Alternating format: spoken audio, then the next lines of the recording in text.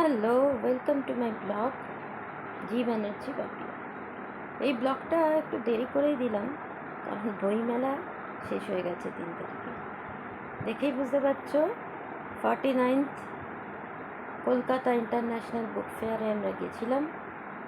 আমিও গেছিলাম, প্রত্যেকবার যাই, এবারও গেছি, কারণ বই আমার সবচেয়ে প্রিয় জিনিস। খুব সুন্দরভাবে প্রতিবারের মতো এবারও বইমেলা সেজে উঠেছিল। এবারের থিম ছিল আর্জেন্টিনা, আর আর্জেন্টিনার পাশেই ছিল আমাদের প্রতিবেশী দেশ চীনের বুক স্টল বা প্যাভিলিয়ন। অনেক বছর পর আমি দুপুরই বেরিয়ে পড়েছিলাম। দেখো, সব উৎসাহী ছেলেমেয়েরা এখানে রোড ম্যাপ নিচ্ছে, মানে বইমেলার ম্যাপ নিচ্ছে। আমরা আমাদের মতো ছবি তুলছিলাম। আমি ফ্যামিলি নিয়ে গেছিলাম, কারণ আমি সবসময় চেষ্টা করি কলেজ স্ট্রিট, বইপাড়া কিংবা বইমেলায় প্রত্যেকবার যেতে। এক তো আমি নিজে পড়াই, তারপরে আমার ছেলেকে সবসময়ই একটা পড়াশোনার আভাসের মধ্যে রাখতে চাই। সবসময় বইয়ের মতো বন্ধু আর কিছু নয়। আর্জেন্টিনা স্টলের সামনেই ছিল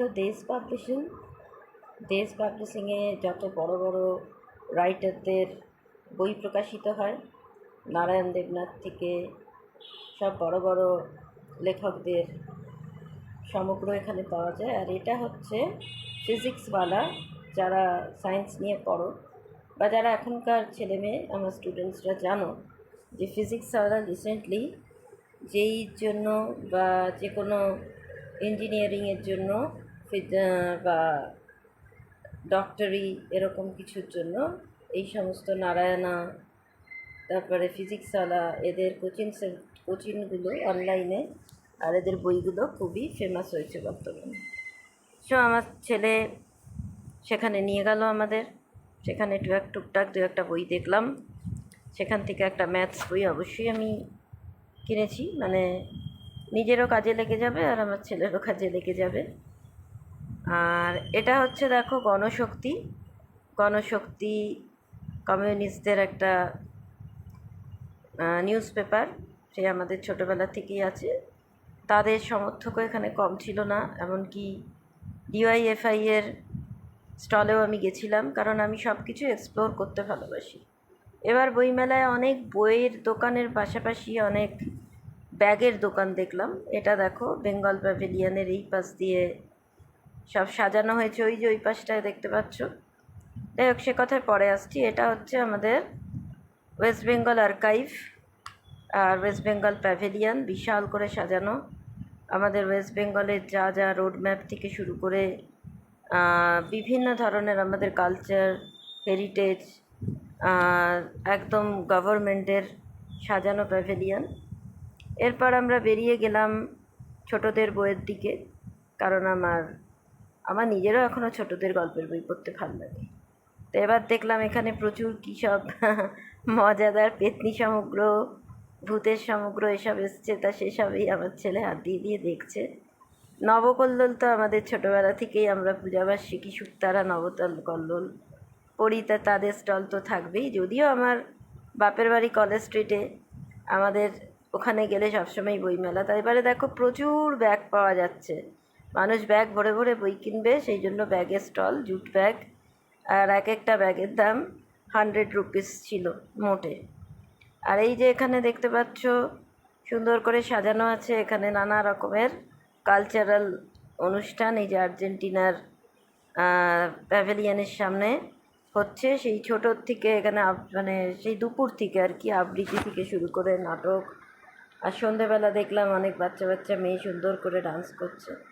সবচেয়ে ভালো লাগলো যে ওই দুপুরে, সেদিন একটু গরমই ছিল, মানুষ তখন থেকে এখানে লাইন দিয়ে দাঁড়িয়েছিল এবং প্রচুর লোক লাইন দিয়ে দাঁড়িয়েছিল। মানুষ প্রচুর বই কিনেছে।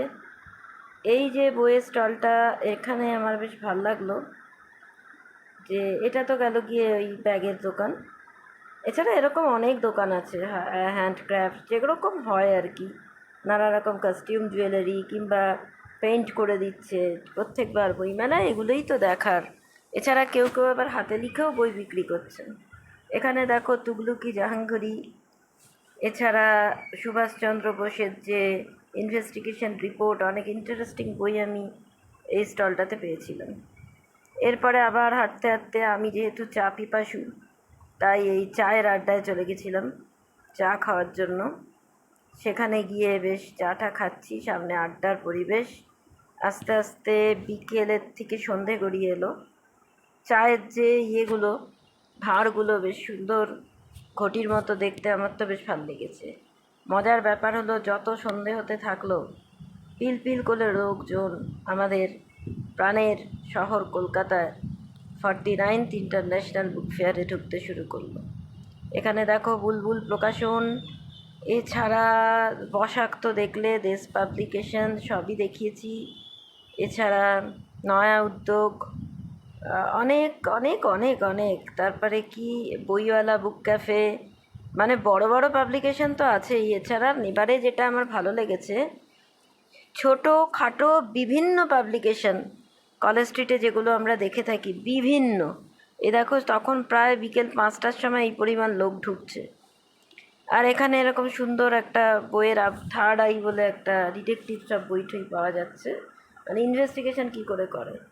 আর এই ছোট ছোট যে পাবলিকেশনগুলো তাদের মতো করে বই বের করেছে, দেখো পরিসর সুন্দর করে সাজানো। কেউ কেউ আবার টি শার্টস বিক্রি করছে। এছাড়া রাস্তার সামনে স্টল পায়নি, এমনিও ছেলেমেয়েরা বই বিক্রি করছে। মজাদার আড্ডা, গান, গল্পে বইমেলা জমজমাট হয়ে গেছিল। মনে হচ্ছিল না যে বইমেলা ছেড়ে বাড়ি ফিরি, কিন্তু আমার বাড়ি অনেকটাই দূর ছিল। সল্টলেকের সিটি সেন্টারে থেকেও, তো সিটি সেন্টার বলছি, সরি, সেন্ট্রাল পার্ক, সিটি সেন্টারই বেশি নাম চলে যায়। সল্টলেকের তোমার সেন্ট্রাল পার্কে যে বইমেলা, তার থেকে আমাদের বাড়িটা বেশ কিছুটা দূরে। আর সেই জন্য অবশ্যই করে আমি বেশ কিছু বই কিনেছি, ম্যাথসের বই কিনেছি, এছাড়া ছোটদের বইঠইও কিনেছি। আমিও পড়বো, আমার ছেলেও পড়বে, আমার হাজব্যান্ডও পড়বে, এই সমস্ত। মানে আমরা বই পড়তে ভালোবাসি, আর আমি তো প্রচণ্ড বই পাগল।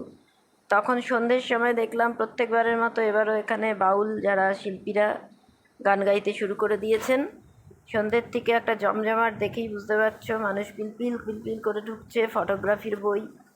এছাড়া যেটা আমার এখানে নেই সেটা হচ্ছে ফুড কোর্ট। বইমেলার যে ফুড কোর্ট, সেখানে সুন্দরবনের কী সব ভেটকি ঠেটকি পাওয়া যাচ্ছে। এছাড়া নানা রকম সে যা যা হয় আর কি, আইএফবির ফিশ, তারপরে golden prawn, prawn cutlet, chicken cutlet, chicken pakora, যেগুলো আমরা খেয়ে থাকি। তাই নতুন করে আর এখানে ভিড়ভাড়টা বাড়ালাম না। তা যাই হোক, বইমেলা আস্তে আস্তে সন্ধে গড়ালো বইমেলায় আমার শহরে। আর আর প্রাণের কলকাতা শহর উদযাপন করলো এবারের বই উৎসব।